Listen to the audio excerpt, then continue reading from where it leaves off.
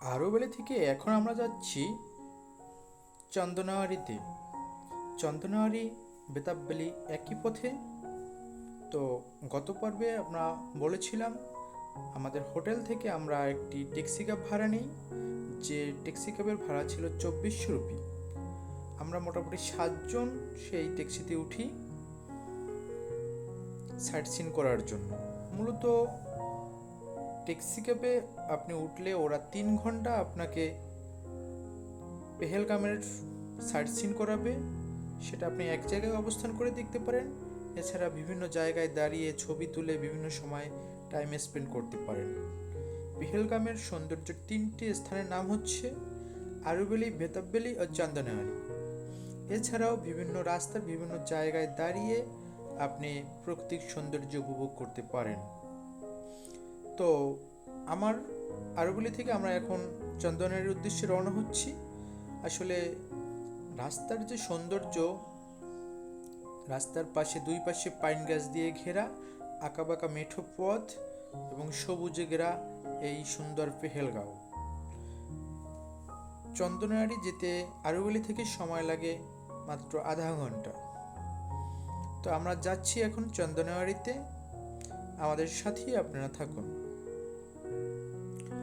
আমি বেশিরভাগ সময় রাস্তার ভিডিও ধারণ করি, কারণ কাশ্মীরের রাস্তা সৌন্দর্য আমি অপরূপ সৌন্দর্যের প্রেমে পড়ে যাই। সেজন্য বেশিরভাগ সময় আমি গাড়িতে চড়ে থাকি যখন রাস্তার ভিডিও ধারণ করি। তো অলরেডি আমরা এখন চন্দনাওয়ারিতে পৌঁছে গিয়েছি। এখানে প্রবেশের কোনো টিকিট নেই, তবে সেফটির জন্য আপনি এখান থেকে গামবুট অথবা শীতের জ্যাকেট ভাড়া নিতে পারেন। যদিও প্রয়োজন হয় না, এখানের লোকাল লোকজন আপনাকে নেওয়ার জন্য উৎসাহিত করবে। 200-300 টাকা যে যার কাছ থেকে পারে এভাবে হাতিয়ে নিয়ে আপনার গামবুট বা শীতের জ্যাকেট ভাড়া নেয়। আমি আসলে নেইনি। আমরা নামতেছি চন্দনাওয়ারিতে। খুব পিচ্ছিল একটা জায়গা, রাস্তা সম্পূর্ণ বরফে ঢাকা, তো সেজন্য পায়ে স্লিপ কাটে, সাবধান, আস্তে আস্তে আপনার সামনে আগাবেন। তো আমরা এখন চন্দনাওয়ারিতে আছি। অপরূপ সৌন্দর্য, চারদিকে আপনার বরফে ঢাকা সাদা পাহাড়, সূর্য উঁকি দিচ্ছে এবং লিডার নদীর পানি শুকিয়ে বরফে আচ্ছাদিত হয়ে গেছে। তারপরেও কিছু বরফ গলে পানি শব্দ শোনা যায়, খুব অপরূপ সৌন্দর্য। আমাদের সাথে আছে সেটা আমাদের দাদা প্লাসির দা ও তার ফ্যামিলি, আমার বন্ধু কোয়াজি আলম কানাডিয়ান, ও আমাদের সাথে রাকিবুল ভাই, রাহি, আরও অনেকে।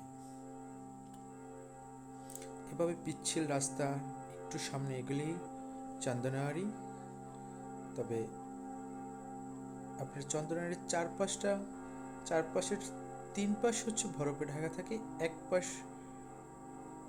পাশে শুধু একটু বরফ থাকে না, আসলে যে পাশে রোডটা লাগে হয়তো সেই পাশটায় বরফ ওরকম থাকে না। আপনারা দেখেন কত সুন্দর এই চন্দনাওয়ারি। এই পাশটা হচ্ছে সাদা পাহাড় একটা দেখা যায়, আর চারপাশটাই হচ্ছে বরফে ঢাকা। প্রচন্ড রকম ঠান্ডা, নিচ পর্যন্ত আসলে ওরকম। বাংলাদেশ ওয়াও। আপনি কাউকে মেসেজ দিতে চান, কাকে মেসেজ দিতে চান? আসলে এত সুন্দর প্রকৃতি দুনিয়ার সৃষ্টি আছে, যদি সৌন্দর্য দেখতে হয় অবশ্যই একবার হলো কাশ্মীর আসা দরকার মানুষকে। আর স্পেশাল কেউ আছে যাকে আপনি কোনো মেসেজ দিতে চান? বাংলাদেশের সকল মানুষকে বলতে চাই যে বাংলাদেশের মানুষ একবার হলো কাশ্মীর ঘুরে যাও। যে কোনো কারণে ওই সময় বেতাবভ্যালিটা আসলে বন্ধ ছিল, বিধায় আমরা আসলে বেতাবভ্যালিতে ঘুরতে পারিনি, সেজন্য দুঃখিত। তো অন্যান্য জায়গায় আমরা গাড়ি থামিয়ে সাইট সিন করেছি। অপরূপ সৌন্দর্যের এই পেহেলগাঁওয়ের চন্দনাওয়ারি বেতাবভ্যালির যে রাস্তার পাশ, আপনারা দাঁড়িয়ে অসংখ্য ছবি তুলতে পারবেন। মন জুড়িয়ে যাবে আপনাদের সৌন্দর্য দেখতে দেখতে। আমরা বিভিন্ন স্থানে আঁকাবাঁকা মেঠো পথ আমরা ছবি তুলেছি। এই যে লিডার নদী থেকে পানি, গাছপালা এখন শুকিয়ে পাতা ঝরে গেছে, অপরূপ সৌন্দর্য আমরা উপভোগ করতেছি।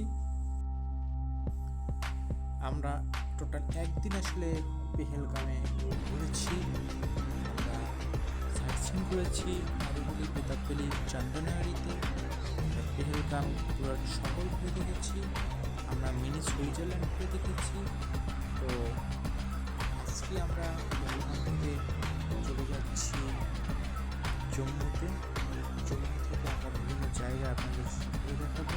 অবশ্যই আমাদের সাথে থাকবেন।